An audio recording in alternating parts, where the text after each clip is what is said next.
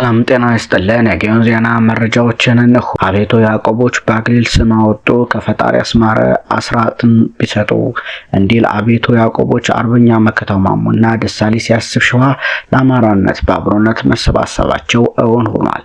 ሸዋ መናበብ ጀምሯል። አፋብን በቅጡ እየሰራ ነው። ፋኖ ወደ አንድ ድርጅት እየተሸከፈ ነው። ባንዳ እና ከሃዲ ተላላኪ ወደ ላኪው እየተመለሰ እጅ እየሰጠ ነው። በጎጃም፣ በወሎ፣ በሸዋ፣ በጎንደር በአማራነት የሚምሉ አስመሳይ ተላላኪዎች ወደ ላካቸው ተመልሰዋል። በአማራ ፋኖች መካከል ሰርገው በመግባት ልዩነት ሲፈጥሩ የነበሩ አሁን እየወጡ ነው። ትግሉም እየጠራ ነው። ደርቢ አብር አንበሳ ያሰረ እንዲሉ አማራ ፋኖች አንድነት ለታላቅ ንቅናቄ መሰረት ሆኗል። አርበኛ በሙላቱ እንዳለው ደስ ይበለው ወገኔ፣ የትግላችን መቋጫ እየደረሰ ነው። የልዩነትና የግጭት ጠማቂዎች በር ተዘጋ፣ አንድነት በር ተከፈተ ሲል ይገልጽና አማራ ያለውና ትግሉን ከዳር የሚያደርሰው አንድ ላይ ሆኖ ሲመከር ነው። አንድነት መፍትሄ መሆኑን ጥያቄ የለውም። አንድነት የሚሆነው የጋራ አደረጃጀትና ተቋም ሲኖር ነው። አሁን የጋራ ተቋም አለን። ከዚህ በኋላ አንዳችንን አኮስሶ አንዳችንን አወድሶ ጉዞ የለም። እኛ በአማራዊ የጨዋነት ባህል ልዩነቶቻችንን አቻችለን ፈተን አንድ ሆነናል። ከዚህ በኋላ ሌላ ያየን የሚችል አንዳችን ምድራዊ ኃይል አይኖርም። እስከ መጨረሻው ጠላትን በጋራ እንታገላለን ሲል ይቋጫል።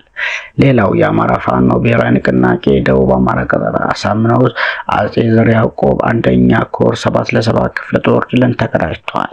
የ7ለ7 ክፍለ ጦር ደመላሽ ሻለቃ በኤፍራታና ግድም ወረዳ ፈርዶሃ ቀበሌና ካራ ለጎማ ቀበሌ ታራታ በሚባለው ቦታ ላይ ከሌሊቱ 10 ሰዓት ላይ ተሰበው በመግባት ዛሬም እንደትናንቱ በቁጥር 1 ስናይፐርን 2 ተጠርጣሪ ክላሽና የተለያዩ ወታደራዊ ትጥቆችን መማረክ ተችሏል። እንዲሁም የ7ለ7 ክፍለ ጦር ስበር ሻለቃ በላይኛው ሰራምባ የሰርዶ ቀበሌ በቴሌው ጋር በመግባት ከጠዋቱ 12 ሰዓት ጀምሮ የአብይ አህመድ ወንበር አስጠባቂ መከላከያ እና የባዴን ቅጥረኛ ሚሊሻን ሲደቁሱ ታርፍደዋል። በወደ ውጊያውም ያሳምነው አናብስቶቹ እንደ ንስር ተወርውረው በመግባት በርካታ የአብይ አህመድ ሰራዊት በየሸጡ ተዝረክርኮ እንዲቀር አድርገውታል። ሆኖም የአብይ አህመድ አገዛዝ በቁጥር የማይገለጹ ቁስለኞችንም ወደ አጣዬ ሆስፒታል ሲያመላልሱ ውለዋል ሲል የአፋብን ደቡብ አማራ ቀጠና አሳምነው አጼ ዘርዓ ያዕቆብ አንደኛ ኮር ህዝብ ግንኙነት መምሪያ ገልጿል። ሰሞነኛ መረጃዎች እነኝን ይመስሉ ነበር።